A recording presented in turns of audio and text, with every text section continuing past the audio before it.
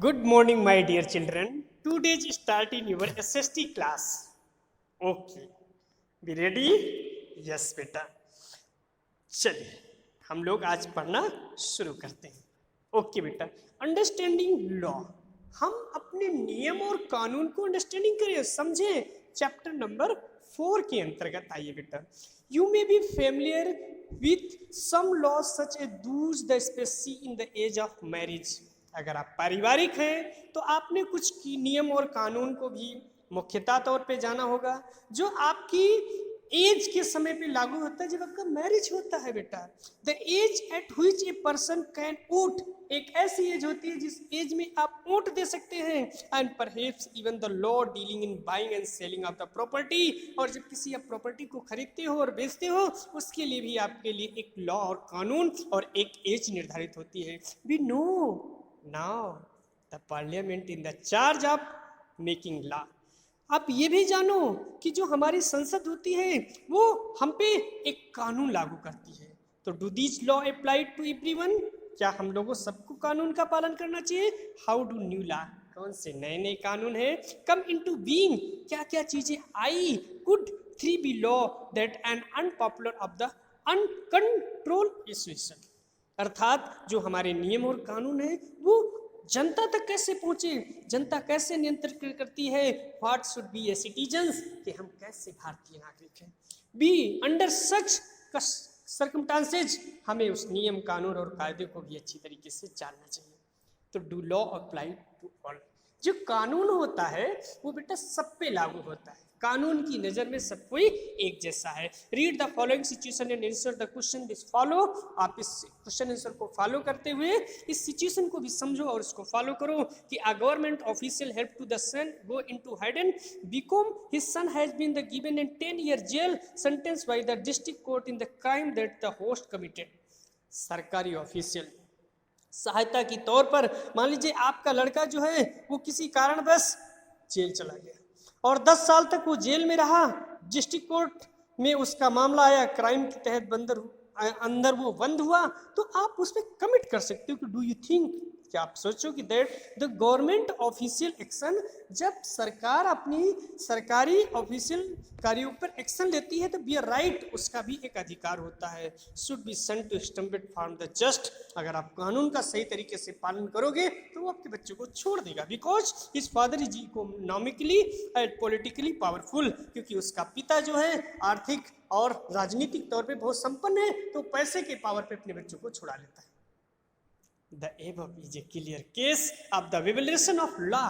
आपने इन ऊपर दिए गए केस से स्पष्ट रूप से हो रहा है कि जो कानून होता है वो हर जनता पे लागू होता है. As you read it unit 1, आपने यूनिट नंबर 1 में भी इस चीज को पढ़ा है कि member of the constitution assembly, जो हम मेंबर जिसको एमएलए कहते हैं, जब हम चुन के उनको संविधान की उस पीठ तक भेजते हैं तो we are agreed there should be no arbitrary exercise to power of the independent India. ये जो स्वतंत्र राष्ट्र है उसकी आर्बिट्री जो एक्सरसाइज अपनी संपूर्ण शक्तियां हैं उसका वो पालन करता है. They therefore institution several provision of the constitution that will be established in this rule of law. कानून के द्वारा जो संवैधानिक तौर पर जो चीजें लागू हैं उनका एक संस्थानिक तौर पर लोग सेवरल तरीके से प्रोविजन करते हैं, पालन करते हैं. The most important of these, उनमें भी बहुत सारी चीजें महत्वपूर्ण हैं कि was that all person in this independent, कि भारत का रहने वाला सभी व्यक्ति इंडिपेंडेंट है, स्वतंत्र है. And equal before the law, और कानून सबके लिए बराबर है. कानून की नजरों में सबको एक है और सब पे कानून लागू होता है. The law can not determine between person on the basis of their religion. किसी धर्म, किसी जाति, किसी संप्रदाय के लिए विशेषकर कानून नहीं बनाया गया. कास्ट एंड जेंडर, ना कोई धर्म और लिंग के आधार पर बनाया गया. What the rule of law means, ये जो कानून होता है, ये रूल्स जो होता है, the law all apply equally to all citizen. सारे लोगों पर ये इक्वल तरीके से सारे नागरिकों पर लागू होता है. ऑफ द कंट्री, वो हमारे देश के जो है. And no one can be above the law, कोई एक आदमी के लिए कोई अलग से कानून नहीं बनाया जा सकता. नाइदर ए गवर्नमेंट ऑफिशियल, ना ऐसा कोई आधिकारिक तौर पर सरकार के खाते में है. नॉर एवर वेल्दी, चाहे वो ईमानदार पर्सन हो, and even of the president of the country of above the law, चाहे वो देश का राष्ट्रपति क्यों ना हो, उसके लिए कहीं अलग से कानून नहीं होता. कानून की नजरों में सब कोई बराबर.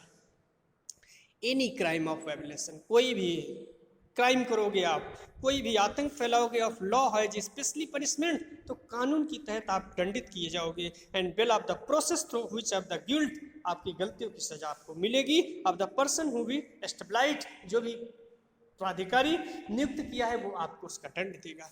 But what is always like this, लेकिन बहुत सारी चीजें इनको क्या देखने को मिल रही है कि एशियंट इंडिया, आज के अगर आधुनिक भारत की मेरे बच्चों बात करें तो there we are impossibly and often overlapping local law, लोग ओवरलीपिंग लोकल लॉ लागू करके राजनीति का, धन का, सत्ता का, मद का प्रयोग करते हुए लोकल लॉ को लागू कर देते हैं। डिफरेंट कम्युनिटीज इंजॉयड, विभिन्न प्रकार की जो समुदाय हैं वो भी इंजॉय कर रहे हैं डिफरेंट डिग्री, विभिन्न डिग्रियों पर वो ऑटोमनी ऑफ द एडमिनिस्ट्रिंग 3 लॉ, 3 तरीके के कानून को एमंग देयर वो लोग कर रहे हैं। इन सेम केस, एक ही केस के अंतर्गत, the punishment that 2 person receive for the same crime, 2 व्यक्ति जो है उस सेम क्राइम के तहत पनिशमेंट हो रहे हैं, vary depending in this caste background, क्योंकि वो पिछली जाति के हैं और जो उच्च जाति के हैं वो कानून के सामने ओछे होते हुए छोड़ दिया जा रहा है। With lower cast in the more hardly punished, और जो लोअर कोस्ट के लोग हैं उनको बहुत पनिश्ड किया जा रहा है।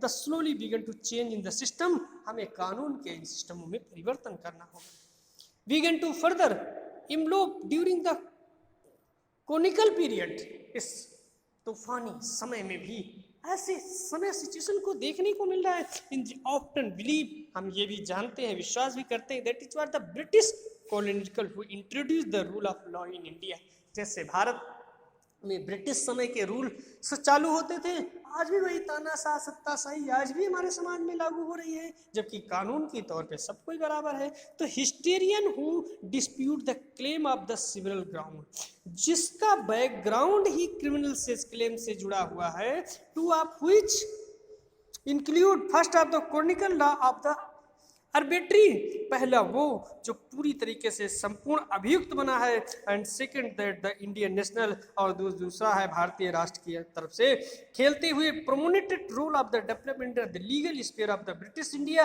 ब्रिटिश इंडिया के लीगल कानून को भी पालन कर रहा है। वन एग्जाम्पल एक देखेंगे कि the arbitrary is the community of excited to part of British कानून के एक पार्ट की तहत अगर हम लीगल तौर पे देखेंगे तो लॉ ऑफ सेक्शन एक्ट 1870 के अनुसार the idea of seeding was very broadly understood with in the act, कोई भी कानून बहुत ब्रॉडली किसी पे लागू नहीं किया जा सकता। Any person proceeding of the starting in the British government could be arrest without due trial, बिना ट्रायल के, बिना कोई साक्ष्य के, बिना किसी उद्यम के लोगों को बंदी बना करके उनको जेल में डाल दिया जाता था, ऐसा ब्रिटिश समय में था। Indian national began proceeding in exciting in this arbitrary use of the authority of the British, लेकिन ब्रिटिश सरकार ने जब अपनी अथॉरिटी भारतीय सरकार को दे दी तो भारतीय सरकार आज भी वही अथॉरिटी को लागू कर रही, कुछ हम चेंज नहीं करना चाहते। जो अंग्रेज बना करके लॉ गए, कानून गए, उसी कानून पे हम चल रहे हैं, हम अपने कानून को चेंज ही नहीं किए। They also began fight to greater equality, इसीलिए समानता का अधिकार ना होते हुए लोग एक दूसरे में इक्वल तरीके से फाइट कर रहे हैं। And want to change the idea, लोग इस विचारों को, इस आइडिया को परिवर्तन चाह रहे हैं, of law from a set of the rule forced by the obey, कि उनकी बात मानी जाए, उनके द्वारा कानून बनाया जाए और लोग उसका पालन करें। To law of including idea of justice, जो ये लॉ के इंक्लूडिंग आइडियाज है इसको भी शामिल किया जाए। By the end of the 19th century, 19वीं शताब्दी के मध्य तक सिमट गया था। द इंडियन लीगल प्रोफेशन भी began emerging of the demanded respect of the chronicle court, उस समय क्रॉनिकल कोर्ट होता था, छोटे छोटे कोर्ट होते थे, उसी में जाके समस्याओं का निस्तारण हो जाया करता था। They began to use law of dependent legal right of the Indian, लेकिन भारतीयों को पूरी तरीके से जो लीगल राइट था उस पर डिपेंड नहीं हो पाए थे। इंडियन जज also began to play a greater role of the making of decision, भारतीय जो जज होते थे वो एक महत्वपूर्ण रोल निभाते थे अपनी निर्णय को सुनाने के लिए। Therefore in the civil way of the which Indian play of the major role of the elevation the role of the law during the chronicle period, जब एक उत्थान का समय था, उफान का समय था, उस समय जजों ने, मंत्रालयों ने, न्यायालयों ने अपना अच्छा क्रॉनिकल निभाया और लोगों को अच्छा ज्ञान, अच्छा न्याय पूरी तरीके से दिया। गुड बेटा, बहुत अच्छे तरीके से पढ़ रहे हो, इसको दोहराओ, पढ़ो, ताकि हम लोग भी अपने कानून को अच्छी तरीके से जान सके और समझ सके। Thank you, bye bye.